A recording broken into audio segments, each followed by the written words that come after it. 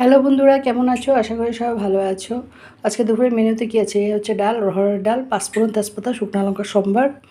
আর এটা হচ্ছে তোমার শাক। শাকটা তোমার পাঁচ পেঁয়াজ পেঁয়াজ রসুনের সম্বার, পালং শাক।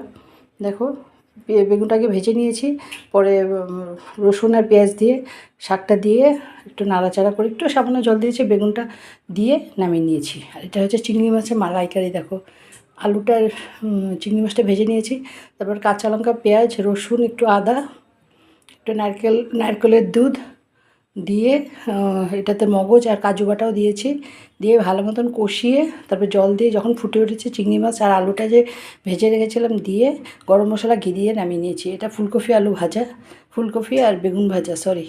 আর এটা হচ্ছে শসার স্যালাড।